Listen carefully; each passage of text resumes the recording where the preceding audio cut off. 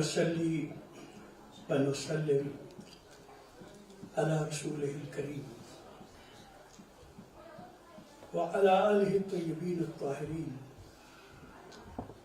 وعلى أزواجه الطاهرات أمهات المؤمنين وعلى سائر الصحابة والتابعين أجمعين. أما بعد، فأعوذ بالله السميع العليم من الشيطان الرجيم. بسم الله الرحمن الرحيم. وما أرسلناك إلا رحمة للعالمين. صدق الله العلي العظيم.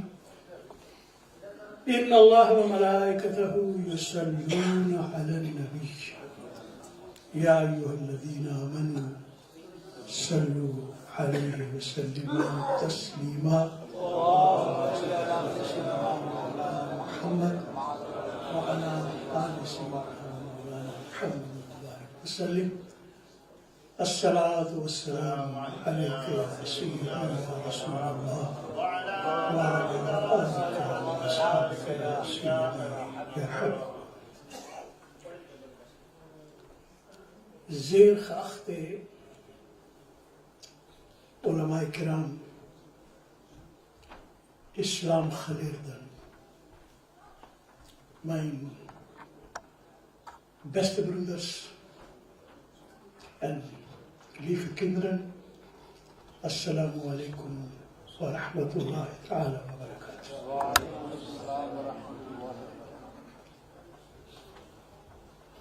Wij zijn nu bezig met verjaardag van de heilige profeet Mohammed sallallahu alayhi wa sallam te vieren. Ik heb een vers, heel kort en krachtig vers gekozen. Allah subhanahu wa ta'ala introduceert zijn geliefde profeet. Hij weet het beste wie iemand is. Want hij heeft alles aan iedereen gegeven. En dan Allah subhanahu wa ta'ala introduceert وَمَا أَرْسَلْنَاكَ إِلَّا رَحْمَةً لِلْعَالَمِينَ. ओ दुनिया वालों, मैंने जिस हस्ती को तुम्हारे पास भेजा है वो सिर्फ रहमत है, और रहमत किसी खास तबके के लिए नहीं है, किसी खास इलाके के लिए नहीं है, किसी खास वक्त के लिए नहीं है, बल्कि महबूब जो मैंने तुम्हें अता किया है उसकी रहमत अमीरों के लिए भी है, गरीबों के लिए भी है, ताकतवर के लिए भी है, कमजोर के लिए भी है, हाकिम के लिए भी है, महकूम के लिए भी है, अरबी के लिए भी है, अजमी के लिए भी है, इस जमाने के लिए भी है, बल्कि क़यामत तक है. Allah subhanahu wa ta'ala vertelt ons perfecte profiel van zijn profeet Mohammed sallallahu alayhi wa sallam. Hij is genade. Alleen genade. Voor wie?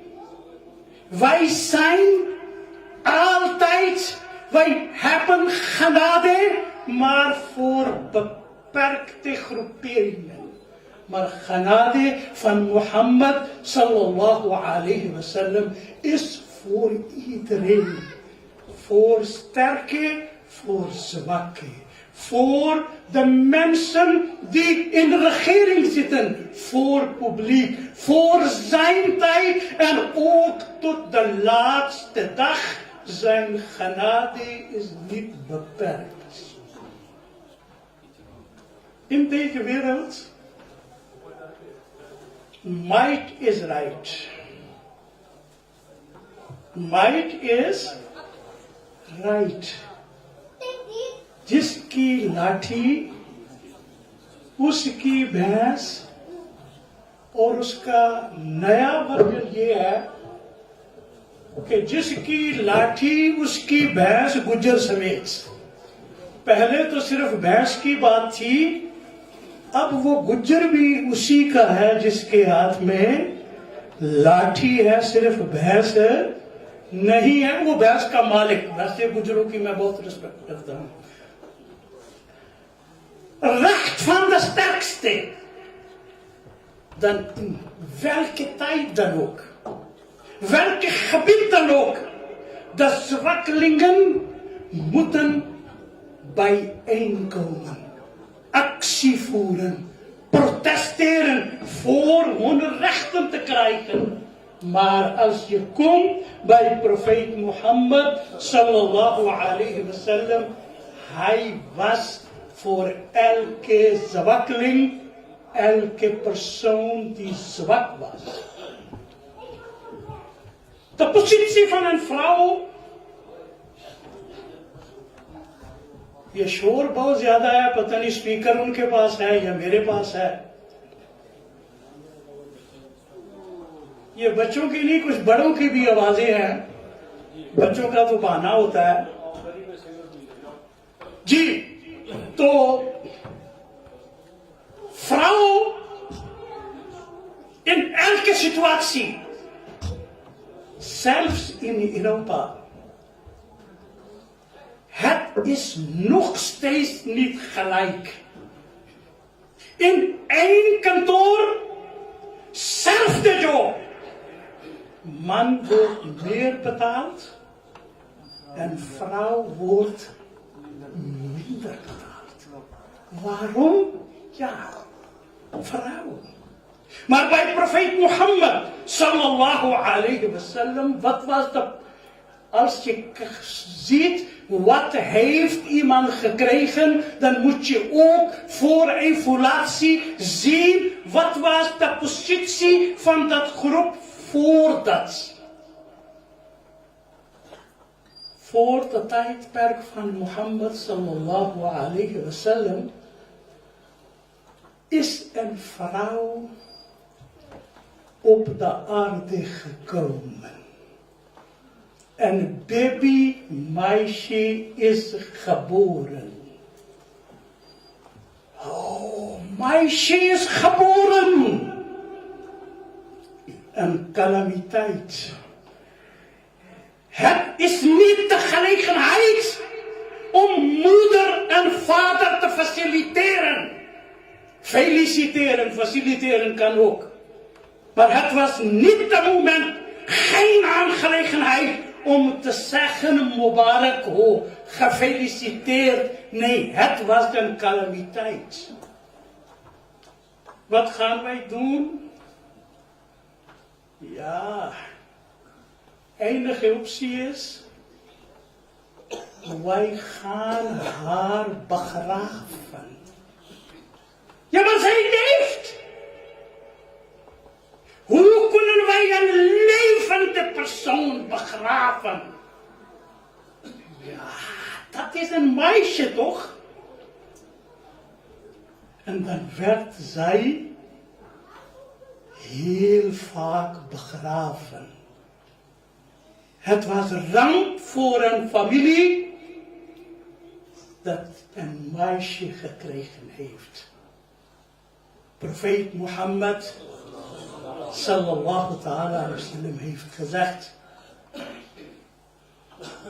Man kana lahu thalasu banatin. Iemand krijgt 3 dochters. Fasabara alayhinna. وأطعمهن وسقاهن وكساهن من جدته كن له حجابا من النار يوم القيامة رواه ابن ماجه وأحمد. Profeet Mohammed sallallahu ta'ala alaihi wasallam zegt, je hebt de 3 dochters gekregen. Wees goede vader voor hen. Wees goede vader voor die 3 dochters.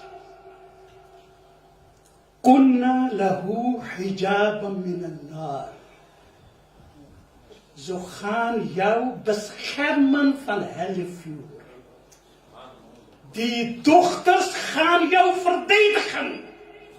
Als je wordt door jouw daden in hel gegooid, die 3 dochters gaan jou beschermen. Ja, Rasulallah, als iemand geen 3 heeft, heeft de 2. Rasulullah sallallahu ta'ala alaihi wasallam zei, man ala jariyatayn hatta tablugha jaa yawm al-qiyamati ana wa huwa.